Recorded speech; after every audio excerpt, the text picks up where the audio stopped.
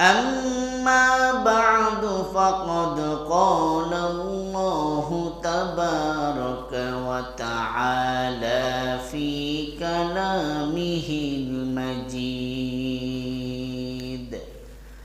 وفي فرقانه الحميد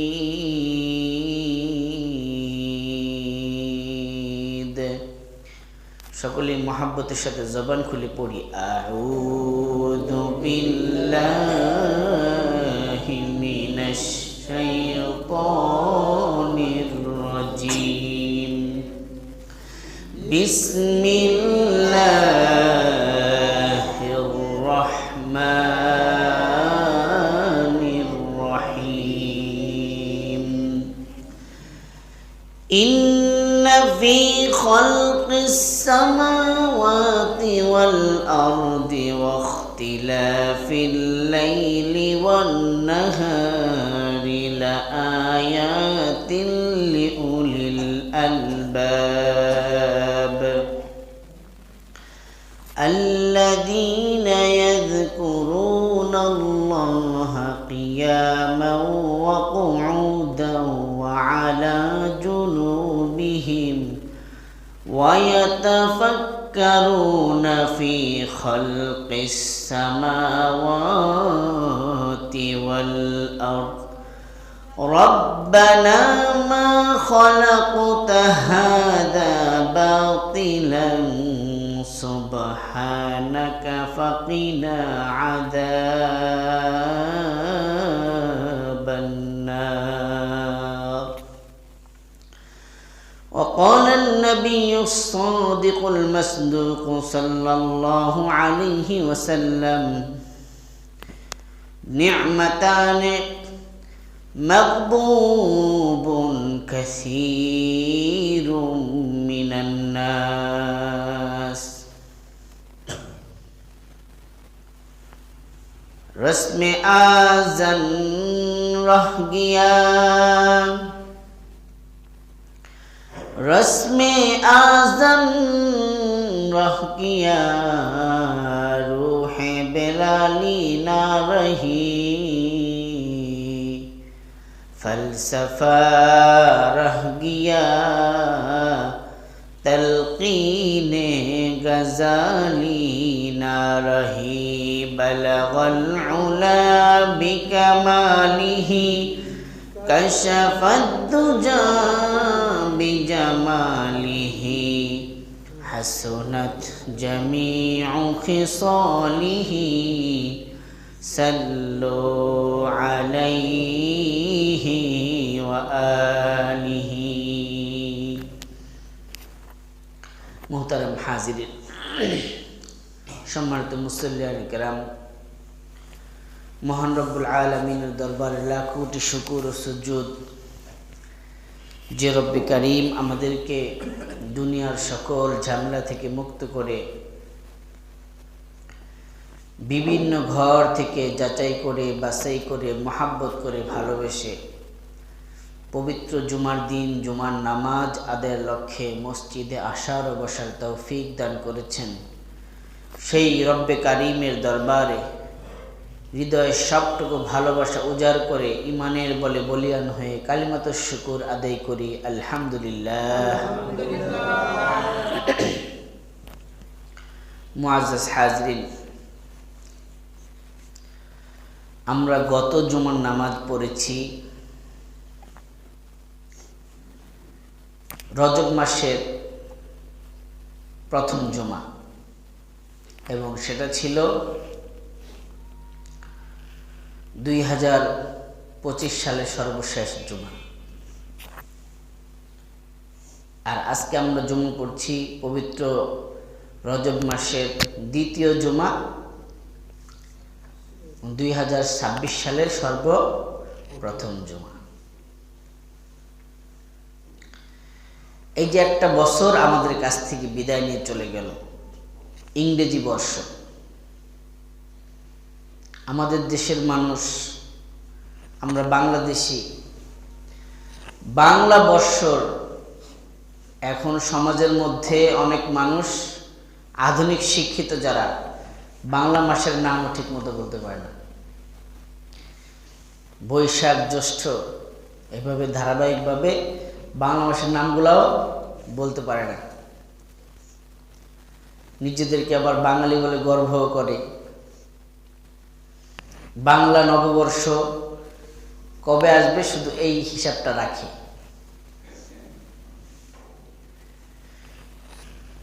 কিন্তু ইংরেজি নববর্ষ কবে আসবে এই হিসাবটা বেশি রাখে, এবং কবে কখন কোন মাস যাচ্ছে কোন মাস আসছে এটা ঠিকই সবার হিসাব থাকে। কিন্তু আরবি নববর্ষের ক্ষেত্রে আমাদের এত উৎসাহ উদ্দীপনাও দেখা যায় না, এবং আরবি মাসের গণনাও আমরা রাখি না। এই যে আরেক মাস পরে যে রমজান, অনেকের কোনো খবর নেই।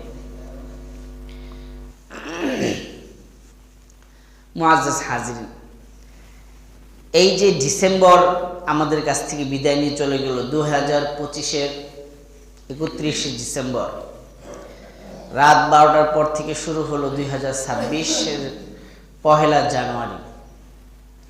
এই যে একটা বছরের বিদায়, আরেকটা বছরের আগমন, এটাকে আমরা অনেকে গুনাহের মাধ্যম হিসাবে গ্রহণ করেছি, অনেকে একটা আনন্দের কেন্দ্রতে পরিণত করেছি। কিন্তু জ্ঞানী গুণী যারা, তাদের কাছে এটা তো কোনো আনন্দের মুহূর্ত হতে পারে না। আমার কাছ থেকে একটি বছর বিদায় নিয়ে চলে গেল, আমার এখন হিসাব কষার সময় যে আমার কাছ থেকে একটি বছর বিদায় নিয়ে চলে যাচ্ছে। এই একটা বছরে আমি কি কামাই করলাম, দুনিয়ার দিকে আমি কতটুকু উন্নতি অগ্রগতি হলাম, এবং আমার পরকালীন জিন্দেগিতে আমি কতটুকু উন্নতি সাধন করলাম। প্রকৃত ব্যবসায়ী যারা সারাদিন ব্যবসা করার পরে সন্ধ্যাবেলা হিসাব কষে, সারাদিন ব্যবসা করার পরে আমি কত টাকা লাভবান হলাম, সব কিছু হিসাব শেষ করে তারপরে বাড়িতে রওনা হয়। তো 25 সাল আমার কাছ থেকে বিদায় নিয়ে চলে যাচ্ছে। আমি যদি সত্যিকার অর্থে পরকালের একজন ব্যবসায়ী হয়ে থাকি, পরকালে বিশ্বাসী হয়ে থাকি, এবং দুনিয়ার একজন সচেতন নাগরিক মানুষ হয়ে থাকি, আমার তো হিসাব করা উচিত ছিল যে 25 সাল আমার কাছ থেকে বিদায় নিয়ে চলে যাচ্ছে, এই বছরে আমি কি অর্জন করলাম। 365 দিন আমার কাছ থেকে বিদায় নিয়ে চলে গেল, এক একটা দিন 24 ঘন্টা, আমি কি কামাই করলাম একটা বছরে। চিন্তায় পেরেশানিতে আমাদের মাথায় ঘাম ঝরা দরকার ছিল, এবং আমার এই চিন্তা ফিকির করে সামনে যে বছরটা আসছে, এই বছরের জন্য আমার পূর্ণ প্রস্তুতির মানসিকতা নিয়ে এই বছরে পদার্পণ করা উচিত ছিল, যে এই বছর যেভাবে গেছে যাক, আগামী বছরটা যেন সুন্দর করে গুছিয়ে আমার জীবনটাকে কাটাতে পারি, সেই প্রতিজ্ঞাবদ্ধ হওয়া দরকার ছিল।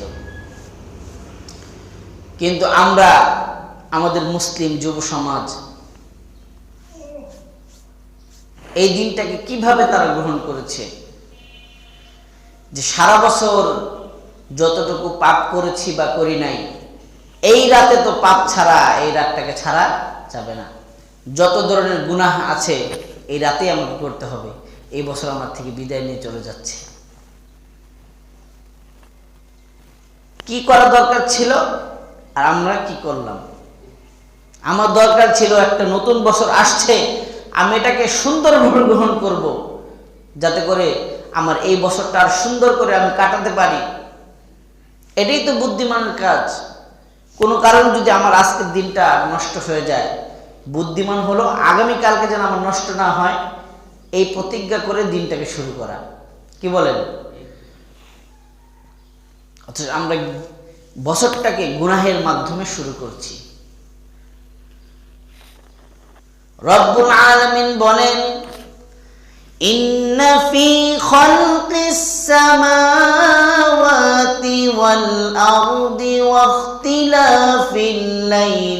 ওয়ান-নাহারি লাআয়াতিন লিউলিল আলবাব। এই যে দিনের পরে রাত আসে, রাত পোহালেই আবার দিন চলে আসে, এভাবে সপ্তাহ মাস ঘুরে ঘুরে বছর শেষ হয়ে যায়। এটা কোনো আনন্দের জন্য না, বরং এই দিন রাতের পরিবর্তন, এই সপ্তাহ মাসের বছরের পরিবর্তনের মধ্যে আমি আল্লাহ জ্ঞানী গুণীদের জন্য উপদেশ রেখে দিয়েছি। জ্ঞানীদের জন্য আল্লাহ উপদেশ রেখে দিয়েছে। আমার কাছ থেকে একটা দিন বিদায় নিয়ে চলে যাচ্ছে। সকালে যখন পূর্ব দিগন্তে সূর্য ওঠে, ওই সূর্য পৃথিবীর মানুষকে ডেকে ডেকে বলে, আনা খালকুন জাদীদুন, আমি আল্লাহর এক নতুন সৃষ্টি। তোমার জীবনে আমি 2026 সালের 1 জানুয়ারি তোমার জীবনে আসলাম। আজকে সকালে আমি তোমার জীবনে উদিত হলাম। জীবনে আর কোনোদিন আমি তোমার জীবনে আর ফিরে আসব না।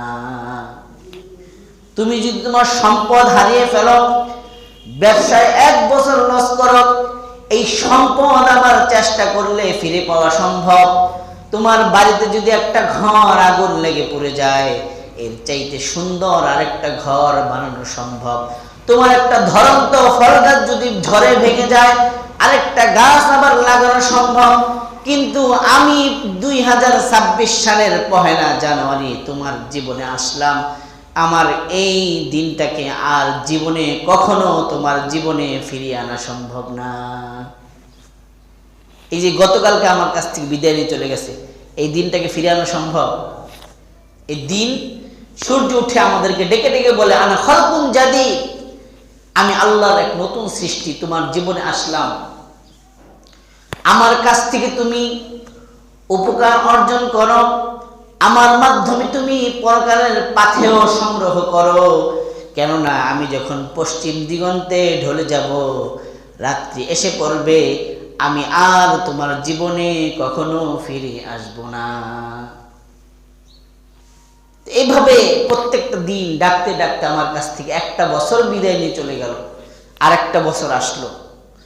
তো আমাকে চিন্তা করে এই বছরের মধ্যে পা দেওয়া দরকার ছিল যে 2025 সালে আমি ঠিক মতো নামাজ পড়ি নাই, পরকালের জিন্দেগিতে আমি অনেক পিছিয়ে গেছি। আজকে 1 জানুয়ারি শুরু হচ্ছে, আমি প্রতিজ্ঞা করলাম আল্লাহর সাথে, আল্লাহ দুনিয়ার আর যাই কিছু হোক বা না হোক, 2026 সাল থেকে 1 ওয়াক্ত নামাজ আর কাজা দেব না। এটা হওয়ার দরকার ছিল একজন মুমিনের পণ প্রতিজ্ঞা। অথচ সে কি করেছে? 2025 সালে সারা বছর যেভাবেই হোক কাটিয়েছে। যখন 2026 সাল আসছে, সে বলে সারা বছর গুনাহ করেছি বা না করেছি, আজকের রাত তো ছাড়া যাবে না। এই বছরের শুরু থেকেই মাজায় গামছা বেঁধে গুনাহ করা শুরু করব। আতশবাজি পটকা নিয়ে বের হয়েছে। সারা রাত মানুষের ঘুম হারাম করে দিয়েছে ডেক সেট বাজিয়ে। পরনারী নিয়ে রাস্তায় বের হয়ে গেছে। মুআজ্জাজ হাজিরিন, এই জন্য আল্লাহ রাব্বুল আলামিন বলেন, দিন রাতের পরিবর্তনের মধ্যে জ্ঞানীদের জন্য আমি আল্লাহ উপদেশের খোরাক রেখে দিয়েছি। আপনি মনে করতেছেন যে সকাল হলো আবার সন্ধ্যা হয়ে গেল, আবার সকাল হলো আবার সন্ধ্যা হয়ে গেল, এভাবেই দুনিয়া কাটছে। কিন্তু আল্লাহ বলেন না, তুমি যদি জ্ঞানী হয়ে থাকো তাহলে তোমাকে বুঝতে হবে সকাল হচ্ছে, তুমি দুনিয়ার কাজ করছো, সারাদিন ক্লান্ত শরীর নিয়ে বাড়িতে ফিরছো, সন্ধ্যা হয়ে গেল, তুমি ঘুমিয়ে পড়লা, এভাবেই দিন কাটছে। কিন্তু না, একদিন একদিন করে তোমাদের সম্পদ, অমূল্য সম্পদ, হায়াতের জিন্দেগি তোমার শেষ হয়ে যাচ্ছে।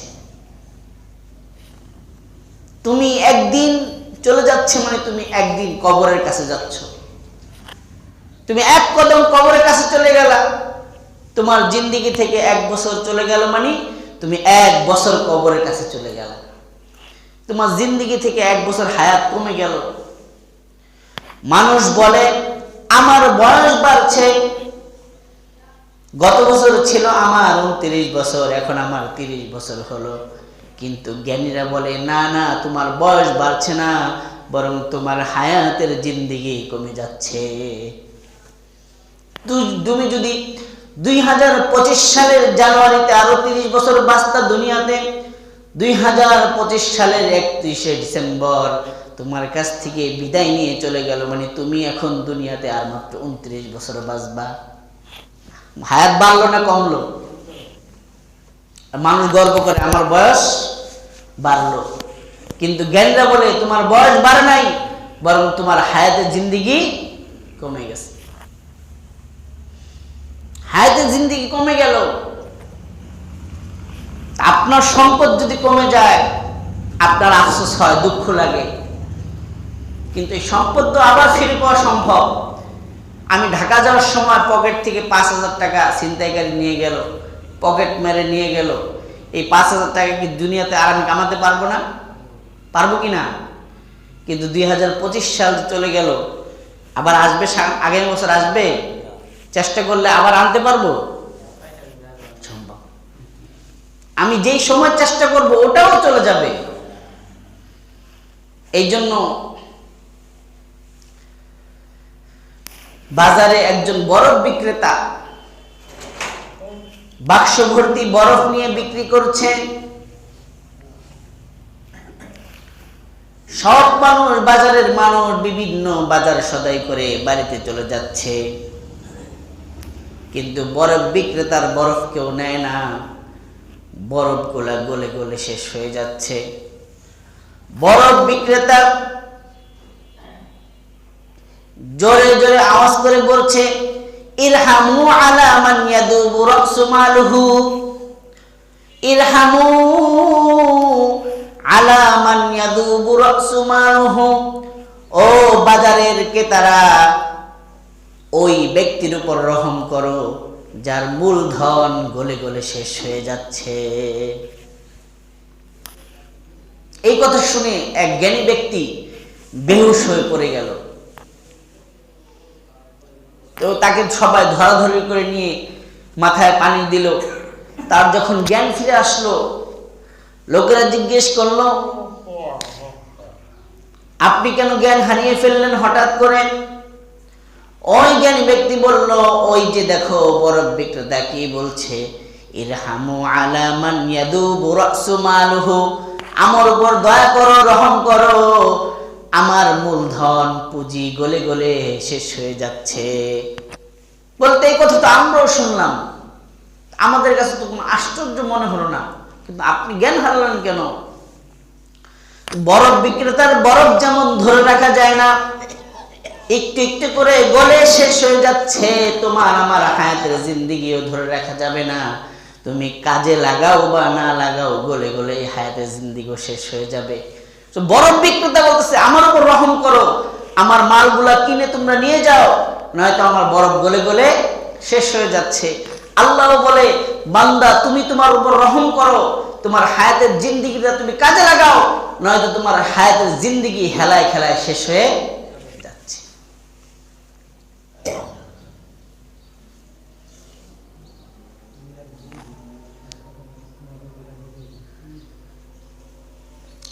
মুআজ্জিজ হাজিরিন, এই জন্য বিশ্বনবী সাল্লাল্লাহু আলাইহি ওয়াসাল্লাম বলেন, নি'মাতানে মাগবুবুন কাসীরুম মিনান নাস, মানুষকে আমার আল্লাহ এমন দুইটা নিয়ামত দিয়েছেন, যে দুইটা নিয়ামত পৃথিবীর মধ্যে সবচেয়ে দামি, কিন্তু মাগবুবুন কাসীরুম মিনান নাস, কিন্তু অধিকাংশ মানুষ এই দুইটা নিয়ামতের ব্যাপারে সবচেয়ে বেশি উদাসীন। নিয়ামত দুটো সবচেয়ে দামি, কিন্তু মানুষ এই ব্যাপারে সবচেয়ে বেশি উদাসীন। as-sihhat wal faragh, এই নিয়ামতটা কি? নিয়ামত হচ্ছে আপনার হায়াতের জিন্দেগি, অবসর সময়, আর আপনার জীবনের সুস্থতা। এই যে আজকে আমরা জুমার আজান শোনার পরে অনেকেই দুনিয়ার সব কাজ কর্ম বন্ধ করে গোসল করে বলেছি তাড়াতাড়ি জুমার নামাজ পড়তে যাব, আপনি সুস্থ বলে আপনি তাড়াতাড়ি জুমার প্রস্তুতি নিতে পেরেছেন, কিন্তু এই এলাকায় অনেক মুরব্বীরা আছে শয্যাশায়ী, জুমার আজান শোনার পরে মনে চেয়েছে জুমার নামাজ পড়তে যাই, জুমার নামাজ আদায় করতে যাই, কিন্তু তার শারীরিক অবস্থা জুমার নামাজ পড়তে তাকে সায় দেয় না। আছে না নাই? তো ওই ব্যক্তি পড়তে চায় কিন্তু তার শরীর তার সঙ্গ দেয় না। তা আপনি সুস্থ আছেন, এখন আপনি ইবাদত করছেন না, কিন্তু আপনি যখন অসুস্থ হয়ে যাবেন তখন আপনি ইবাদত করতে চাইলেও ইবাদত করতে পারবেন না। আমরা সুস্থতাকে আমরা মূল্যায়ন করি না। আমরা কি বলি যে এখন তো জোয়ান, এখন নামাজ পড়ব, দাড়ি পাকুক, মেয়ে বিয়ে দেই, নাতি নাতকুর দেখি, তারপরে নামাজ শুরু করব। কিন্তু আল্লাহ বলেন, বান্দা যখন তুমি বৃদ্ধ হয়ে যাবা তখন তোমার 70 রাকাত নামাজ আর যুবক বয়সের 1 রাকাত নামাজ আমার কাছে বেশি প্রিয়। বৃদ্ধ বয়সে 70 রাকাত নামাজের চেয়ে যুবক বয়সে যখন আপনার গায়ে শক্তি থাকে ওই সময় 1 রাকাত নামাজ আল্লাহর কাছে বেশি প্রিয়। কেন? কারণ মানুষ যখন বৃদ্ধ হয়ে যায় তার অজু হয় কিনা সেটাও ঠিক মতো জানে না। মসজিদে অনেক মুরব্বীদের দেখা যায় 70-75 বছর বয়স, সে নামাজে দাঁড়িয়ে ওই দিকে তাকায় থাকে, কখন ইমাম সাহেব সালাম ফিরায় সেটাও সে জানে না, কয় রাকাত নামাজ হলো সেটাও জানে না। কেউ যদি নামাজে দাঁড়ায় আর তার যদি এটা হিসাব না থাকে যে কয় রাকাত নামাজ পড়লো ইমাম সাহেব, আমি কয় রাকাত নামাজ পড়লাম, আমি ফরজ পড়তেছি না সুন্নত পড়তেছি, জোহর পড়তেছি না আসর পড়তেছি, তার নামাজ হয় না। তাহলে আপনি বৃদ্ধ বয়সে নামাজ পড়বেন এই নিয়ত করে আপনি যুবক বয়সে মসজিদে আসেন না। আপনি তো যখন বৃদ্ধ হবেন আপনার তো তখন নামাজই হবে না। আপনি শীতের দিনে অজু করেছেন, কাশি দেওয়ার সাথে সাথে পিছন দিয়ে বায়ু ত্যাগ করে ফেলেছেন, আপনার খবর নাই। সেই বায়ু ত্যাগ করার কারণে আরো 2-1 মানুষের টের পেয়ে গেছে যে তার ওজু নষ্ট হয়ে গেছে, যার ওজু নষ্ট হয়েছে তার খবর নেই। কেউ যদি ওজু ছাড়া নামাজ পড়ে নামাজ হবে? তাহাজ্জুদ পড়লে হবে নাকি সেটাও হবে না? ওজু ছাড়া নামাজ পড়লে নামাজ হবে? তাহলে বৃদ্ধ অবস্থায় আপনি চিন্তা করছেন যে বুড়া হলে তারপর নামাজ শুরু করব, কিন্তু তখন তারপর নামাজ হবে না। বৃদ্ধ মানুষ সে নামাজ পড়তে আসছে, রুকু দিচ্ছে, তার পেশাব বের হয়ে যাচ্ছে লুঙ্গিতে, সে মনে করতেছে ঘাম। ওযু আছে, নামাজ পড়লে হবে? মুআজ্জাজ হাজিরিন, এই জন্য আল্লাহ রাব্বুল আলামিন বলেন এই দিন রাতের পরিবর্তন এর মধ্যে জ্ঞানীদের জন্য রয়েছে উপদেশ। আমাদের কাছ থেকে একটি বছর বিদায় নিয়ে চলে গেল, আরেকটি বছর আসছে, আনন্দের কিছু নাই। আপনাকে হিসাব করতে হবে যে আমি 2025 সালে কি করলাম, হিসাব করে দেখবেন ফলাফল একবারে 0-0। তখন আপনাকে প্রতিজ্ঞা করতে হবে 2026 সাল এভাবে হেলায় খেলায় কাটানো যাবে না। 2025 সালের মতো আমার 26 সালটা যেন হেলায় খেলায় নষ্ট না হয়ে যায়। মাজায় গামছা বেঁধে বছরের শুরু থেকে আপনাকে আবার নতুন ভাবে জিন্দেগি শুরু করতে হবে। এটা হলো জ্ঞানীদের কাজ। আর যাদের অন্তর আত্মা নষ্ট হয়ে গেছে, বিবেক বুদ্ধি লোপ পেয়েছে, তারা বলবে 2026 সালে তো এই অপকর্মগুলো করতে পারি নাই, কিন্তু 25 সালে করতে পারিনি, 26 সালে এগুলো আমাকে করতেই হবে। তারা ওইভাবেই বছরটাকে আমন্ত্রণ জানিয়েছে। আমরা যারা ভুলের মধ্যে ছিলাম, যে এখন বুঝতে পারলাম না আমার আমন্ত্রণ যেভাবে করা উচিত ছিল সেভাবে করি নাই, আজকে থেকেই তওবা করেন। আজকে তো কেবল 2 তারিখ, কেবল বছর শুরু হয়েছে। মুরব্বীরা বলে যার শুরুটা ভালো হয় তার শেষটাও ভালো হয়, আর শেষ ভালো যার সব ভালো তার। আপনি যদি সকালবেলা বাড়ি থেকে শুটকি দিয়ে ভাত খেয়ে বের হন, সারাদিন আপনি পোলাও, কোরমা, বিরিয়ানি, তেহারি, নেহারি যা আছে ভালো ভালো অনেক খাবার খেয়েছেন। এশারের পরে যখন ঘুমাতে যাওয়ার সময় ঢেকুর দিবেন, আপনার মুখ থেকে কিন্তু শুটকির গন্ধ বের হবে, কারণ আপনি সকালবেলা কি খেয়েছেন? শুটকি খেয়েছেন। আপনি যদি বছরের শুরুতে প্রতিজ্ঞা করেন আমি ভালো করে আমার এই বছরটা কাটাবো, ওইভাবে যদি আজম বিল জজম করে একবার দৃঢ় প্রতিজ্ঞা করে আপনি বছরটাকে শুরু করেন, আল্লাহ চাহে তো বছরের শেষ পর্যন্ত আপনাকে এই নিয়তের উপর বহাল রাখার তৌফিক দান করবেন। মুআজ্জাজ হাজিরিন, আল্লাহ রাসূল বলেন নি'মাতানি মাগবুবুন কাসীরুম মিনান নাস, আল্লাহ রাব্বুল আলামিন মানুষকে দুইটা নিয়ামত দান করেছে, সবচেয়ে বেশি দামি, কিন্তু মানুষ এই দুইটা নিয়ামতের ব্যাপারে সবচেয়ে বেশি উদাসীন। একটা হলো হায়াতের জিন্দেগি। হায়াতের জিন্দেগি, আমাদের সময় আছে, কিন্তু আমরা বলি আর কিছুদিন পরে আমি ভালো হব। কিন্তু আল্লাহ রাসূল বলেন না, তুমি যদি তওবা করতে চাও আজকেই তওবা করে নাও, কারণ আগামীকাল যে তুমি বাঁচবা তার কোনো গ্যারান্টি আছে? আপনি বলবেন আর কিছুদিন পরে ভালো হব না, আপনি আজকে থেকেই ভালো হন, কারণ কালকে আসার আগেই আপনার মসজিদে আপনি মরহুম হয়ে যেতে পারেন, মসজিদের মাইকে আপনার জানাজার ঘোষণা হতে পারে। বনি ইসরাঈলদের এক ব্যক্তির কথা কিতাবের মধ্যে আসছে। ওই ব্যক্তি খুন খারাপি রাহাজানি করতে করতে 99 জন মানুষকে হত্যা করে ফেলেছে। সেইভাবে আস্তে আস্তে জিন্দেগি পার করছে যে আগামীকালকে ভালো হয়ে যাব, আবার প্রয়োজন হয় আরেকজনকে হত্যা করে, বলে আগামীকাল ভালো হয়ে যাব, আবার প্রয়োজন হয় আরেকজনকে হত্যা করে। এমন করতে করতে 99 জন হয়ে গেছে।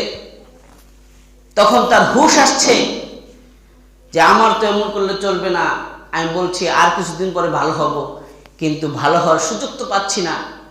তখন একজন ভালো লোকের সাথে পরামর্শ করেছে কি করা যায়। বলতেছে তুমি যদি তওবা করতে চাও আজকে থেকেই তওবা করো, কালকের জন্য আর অপেক্ষা করো না, হতে পারে কালকে তুমি সময় নাও পেতে পারো। ওই ব্যক্তি তওবা করার জন্য একেবারে আজম বিল জজম দৃঢ় প্রতিজ্ঞা করে বলতেছে আমি একজন ভালো লোকের সহবতে যাব, যে আমাকে তওবা করিয়ে দিবে, ভালো কিছু নির্দেশনা দিবে। ওই ব্যক্তি হিন্দু পণ্ডিতের কাছে গিয়ে বলল আমি তো এমন 99 জন মানুষকে হত্যা করেছি, আমার কি কোনো মাফের সুযোগ আছে কিনা, ভালো হওয়ার কোনো সুযোগ আছে কিনা? ওই ব্যক্তি বলে হায় 99 জন মানুষ তুমি হত্যা করে ফেলেছ, তোমার মতো পাপীর ক্ষমার কোনো সুযোগ নাই। তো ওই ব্যক্তি নিরাশ হয়ে বলে যদি আমার ক্ষমাই না থাকে তো তোমাকে বাঁচায় রেখে লাভ কি, তোমাকে মেরে আমি 100 পূর্ণ করি। ওই পণ্ডিতকেও মেরে ফেলেছে। মারার পরে আবার ওই ব্যক্তির কথা মনে পড়েছে যে তুমি যদি তওবা করতে চাও আজকেই করো, আগামীকালের সুযোগ নাও থাকতে পারে। ওই ব্যক্তি বলল আমি আরেকটু ঘুরে দেখি আমার ক্ষমার কোনো সুযোগ আছে কিনা। তখন বনি ইসরাঈলের এক ইসলামী আল্লাহ রাব্বুল আলামিনের দেওয়া যেই বিধান, ওই বিধান যারা অনুসরণ করে, গির্জার এক পাদ্রীর কাছে তারা গেল। ওই ডাকাত গির্জার পাদ্রীর কাছে গিয়ে বলল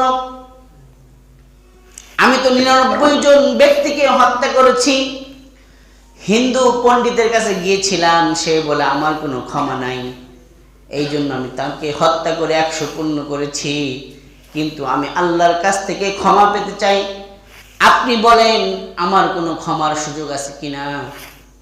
ওই পাদ্রী বলে তুমি যদি আল্লাহর কাছে খাটিয়ে দিলে তওবা করো এবং অতীতের ভুলগুলার পুনরাবৃত্তি না করার নিয়ত করো, আমার আল্লাহ তোমার অতীতের 100 খুনকে মাফ করে দিবে, 100 খুনকে আমার আল্লাহ মাফ করে দিবে। কিন্তু তোমার তওবাটা হতে হবে খাঁটি তওবা। মুরগিতেও কিন্তু প্রতিদিন তওবা করে। মুরগিকে আপনি আদার খাওয়াবেন সকালবেলা, পেট ভরে ভাত চাল কুড়া যেটা দেন, খাওয়ার পরে একটু দৌড়ে গিয়ে দেখবে পায়খানা পড়ে আছে, সে পায়খানার মধ্যে আবার ঠোকর দিবে, ঠোকর দিয়ে মাটির সাথে বলবে তওবা তওবা আর খাবো না। কিন্তু আগামীকাল আবার যদি খাওয়ান, সে খাবে না দেখলে আবার ঠিক ঠোকর দিয়ে আবার বলবে তওবা তওবা আর খাবো না। মুরগির মতো এমন তওবা করলে আল্লাহ বলে ওই তওবা আমার কাছে কবুল হবে না। তওবা কবুল হওয়ার জন্য যে সকল শর্ত আছে, এটার মধ্যে 1 নম্বর শর্ত হলো আপনাকে আজমবিল জজম করতে হবে। গরুর ওলান দিয়ে একবার দুধ বের হওয়ার পরে সেই দুধকে আবার ঢুকানো যাবে? আপনার তওবাটা এমন হতে হবে যে আমি তওবা করছি, এই কাজ আর করব না, পুরা পৃথিবী উল্টে যেতে পারে, আপনার দ্বারা এই কাজ আর হবে না, এমন নিয়ত থাকতে হবে। শয়তান ধোঁকায় পরে আবারও হয়ে যেতে পারে ওই কাজ, কিন্তু নিয়ত থাকতে হবে যে আমি আর করব না। আমরা তওবা করি যে আজকে এটা করি, আর করব না, আবার যদি সুযোগ হয় তাও একটু করব, এটা হবে না। আপনাকে সত্যিকার অর্থে নিয়ত করতে হবে যে সুয়ের ছিদ্র দিয়ে যে উঠ যাওয়া সম্ভব নয়, আমার দ্বারাও এই কাজ হওয়া সম্ভব নয়। এমন ভাবে যদি আপনি নিয়ত করে তওবা করেন, আল্লাহ বলেন 100 খুন কেন 1000 খুন করার পরও বান্দা তুমি যদি আমার কাছে তওবা করো, আমি আল্লাহ তোমার জিন্দেগীর সব গুনাহ মাফ করে দেব। ওই পাদ্রী তাকে এই পরামর্শ দিলেন। তো ওই ব্যক্তি পাদ্রীর কাছে তওবা করলো যে আর জীবনে গুনাহ করবে না। পাদ্রী তাকে বলল, গুনাহ করবা না ঠিক আছে, তবে তুমি যে এলাকায় থাকো ওই এলাকার তোমার যে সাঙ্গ পাঙ্গ বন্ধু বান্ধব আছে তারা বেশি ভালো না, তো তুমি আমার কাছ থেকে তওবা করে গেলা, আবার যদি তাদের কাছে যায় মিশো তো তোমার অভ্যাস আবার আগেরটা ফিরে আসবে। এই জন্য তোমাকে স্থান পরিবর্তন করতে হবে, যেখানে ভালো মানুষ থাকে তোমাকে সেখানে যেতে হবে। সোহবতের বড় দাম, সঙ্গের অনেক দাম। একটা ভালো ছেলে ঢাকা থেকে আসছে গ্রামে, দেখবেন সে যদি কিছুদিন খারাপ ছেলেদের সাথে মিশে, কিছুদিন পরে সেই ছেলেটাও খারাপ হয়ে যায়। একটা খারাপ ছেলে গ্রামে আসছে, সে যদি কিছুদিন ভালো ছেলেদের সাথে মিশে, কিছুদিন পরে দেখা যায় ছেলেটাও ভালো হয়ে গেছে। সোহবতের অনেক দাম। এই জন্য আমাদের সর্বপ্রথম সঙ্গী বাছাই করতে হবে যে আমি কাদের সাথে উঠা বসা করবো, কাদের সাথে আমি মিলামেশা করব। আপনি 5 ওয়াক্ত নামাজ পড়েন, কিন্তু কিছুদিন বেনামাজির সাথে ঘুরতে ফিরতে কয়েকদিন পর আপনিও বেনামাজি হয়ে গেছেন। আপনি নামাজ পড়েন না, কিন্তু নামাজির সাথে ঘোরাফেরা করেন, কিছুদিন পরে দেখা যাবে আপনিও নামাজি হয়ে গেছেন। এই জন্য আপনাকে সঙ্গী বাছাই করতে হবে, আপনি কাদের সাথে আপনার সময়টাকে অতিবাহিত করছেন। তো আল্লাহর ওলি যখন পরামর্শ দিল অমুক এলাকায় চলে যাও, সেখানে আল্লাহওয়ালারা বসবাস করে, তাদের সোহবতে তুমি থাকো। ওই ব্যক্তি যখন ওই এলাকায় রওনা দিয়েছে,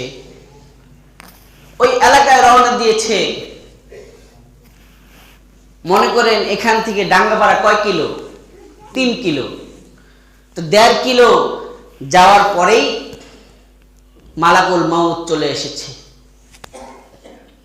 তার বাড়ি খলিশাখালী, যাবে সে ডাঙ্গাপাড়া, 1.5 কিলো অতিক্রম করার পরেই মালাকুল মাউত চলে এসেছে।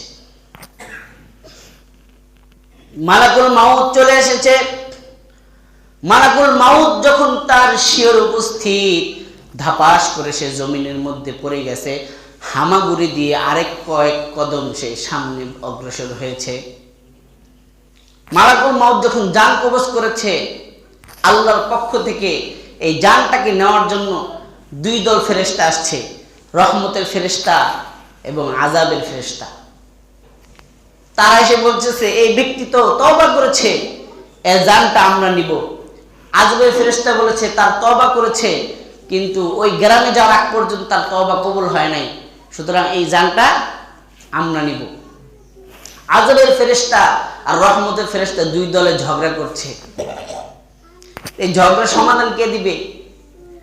তারা 2 দল আল্লাহর কাছে চলে গেল যে আল্লাহ, এই ব্যক্তি তো সারা জীবন অপকর্ম করেছে, এই ব্যক্তি তওবা করেছে, কিন্তু ওই ভালো এলাকা পর্যন্ত না যাওয়া পর্যন্ত তার তওবা কবুল হয় না, এই জন্য এটা তো আমরা পাই। আর রহমতের ফেরেশতারা বলে এই ব্যক্তি তওবা করেছে, আর আপনি বলেছেন ভালো কাজের নিয়ত করার সাথে সাথে বান্দার আমলনামায় একটি সওয়াব লেখা হয়, আর যখন সে ভালো কাজ করে ফেলে একের বিনিময়ে 10টি লেখা হয়। সে তো তওবা করে নিয়ত করেছে, সুতরাং আপনার রহমতের ওজন বেশি, এই হিসাবে তার জানটা আমরা পাই। আল্লাহ রাব্বুল আলামিন সমাধান দিলেন যে তার জমিন মাপো, তার এলাকা থেকে সে যে এলাকায় যাবে যতটুকু সে অতিক্রম করেছে তার পরিমাণ বেশি না যতটুকু বাকি আছে তার পরিমাণ বেশি। তো ফেরেশতারা মাপলেন, দেখেছে ডাঙ্গাপাড়া পর্যন্ত 3 কিলো, সে পার করেছে মাত্র 1.5 কিলো, মাঝামাঝি, বেশিও না কমও না। পরে আল্লাহ বলে ভালো করে মাপো। ভালো করে মাপার পরে দেখে মৃত্যু সজ্জায় সে কয়েকটা হামাগুড়ি দিয়ে যে সে কয়েক কদম সামনে অগ্রসর হয়েছে, এই কয়েক কদম ব্যতীত তার উভয় দিক সমান সমান, এই কয়েক কদমই তার ভালোর দিকে বেশি ছিল। আল্লাহ বলেন আমার বান্দা চেষ্টা ভালোর দিকে বেশি ছিল, এই জন্য আমার বান্দাকে আমি মাফ করে রহমতের পক্ষে তাকে দিয়ে দিলাম। সুবহানাল্লাহ। মুআজ্জাজ হাজরিন, এই জন্য আমার হায়াতের জিন্দেগি অনেক দামি, অনেক দামি। আল্লাহ রাসূল বলেন এই দামি নিয়ামতের ব্যাপারে মানুষ বেশি উদাসীন। আমার কাছ থেকে 2025 সাল বিদায় নিয়ে চলে গেছে, 26 সালে আমরা পদার্পণ করেছি। এখন থেকে আমাকে নিয়ত করতে হবে আমার জিন্দেগি যতটুকু সময় গেছে তো গেছে, সামনে যে সময়টা আমার সামনে আসছে এটা যেন আর নষ্ট না হয়, 1 সেকেন্ড যেন নষ্ট না হয়।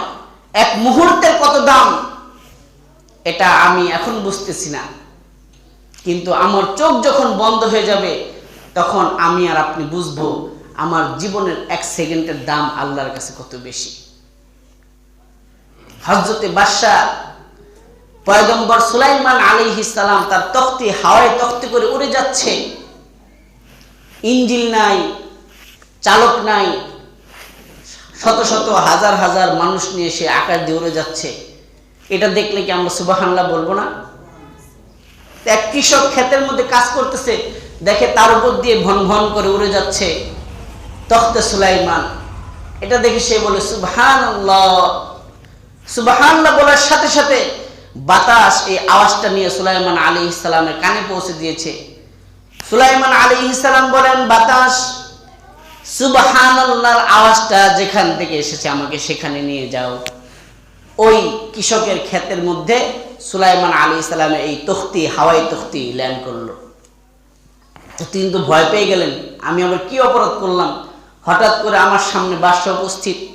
তিনি বললেন সুবহানাল্লাহ, কে বলেছে? কৃষক বলে, হুজুর আমি বলেছি, যদি কোনো দোষ হয়ে থাকে আমাকে মাফ করে দেন, আমি না বুঝে অনিচ্ছায় বলে ফেলেছি। হযরত সুলাইমান আলাইহিস সালাম বলেন, তোমার কোনো দোষ হয় নাই, তুমি চাইলে আমার এই তখতি তুমি নিয়ে যেতে পারো, কিন্তু তুমি একবার সুবহানাল্লাহ বলেছো, এই সওয়াবটা তুমি আমাকে দিয়ে দাও। বলে এটা কি কথা, আমি একবার সুবহানাল্লাহ বলেছি আর আপনার এই হাওয়াই তখতি ড্রাইভার ছাড়া, ইঞ্জিন ছাড়া বাতাস দিয়ে উড়ে আমার এই একবার সুবহানাল্লাহ বিনিময়ে আপনি এটাকে দিয়ে দিতে চাচ্ছেন, কারণটা কি? হযরত সুলাইমান আলাইহিস সালাম বলেন, যেই ব্যক্তি একবার সুবহানাল্লাহ বলে, তামলাউ মা বাইনাস সামাই ওয়াল আরদি, আমার আল্লাহ আসমান জমিনের সব ফাঁকা জায়গাগুলো সব দ্বারা পরিপূর্ণ করে দেন। একবার যে ব্যক্তি হায়াতের জিন্দেগিতে সুবহানাল্লাহ বলবে, কয় মিনিট লাগে? একবার সুবহানাল্লাহ বলতে আধা ঘন্টা লাগে? বলেন, সেকেন্ডও লাগে না। কিন্তু 1 সেকেন্ড, 1 মুহূর্ত, পিকো সেকেন্ড আল্লাহর কাছে কত দামি। আসমান জমিনের ফাঁকা জায়গাগুলো আল্লাহ সব দ্বারা পরিপূর্ণ করে দেন। আর সুলাইমান আলাইহিস সালাম বলেন, আর আমার এই তখতি, আমি মারা যাওয়ার পরে এই তখতি থাকবে, কিন্তু আর কখনো উড়বে না, আর কখনো উড়বে না। কিয়ামতের দিবসে আমার এই তখতির কোনো দাম থাকবে না। এই তখতির কারণে কোনো মানুষ জান্নাতেও যাবে না, জাহান্নামেও যাবে না, কিন্তু তোমার একবার সুবহানাল্লাহর কারণে হাজার হাজার মানুষ এই সওয়াব পেয়ে জান্নাতে চলে যাবে। আমাদের হায়াতের জিন্দেগির দাম আছে না নাই? তা আমরা এই জিন্দেগিটা কিভাবে নষ্ট করছি? এই জন্য আসুন আমরা এই বছরের শুরুতে প্রাণ ভরে আমরা সকলেই আল্লাহর কাছে আজম বিল যজন করি, আল্লাহ এই বছরটা শেষ পর্যন্ত আমাদেরকে ঈমানের উপর, ইসলামের উপর অটল অবিচল থাকার তৌফিক দান করে। সকলে বলুন আমিন।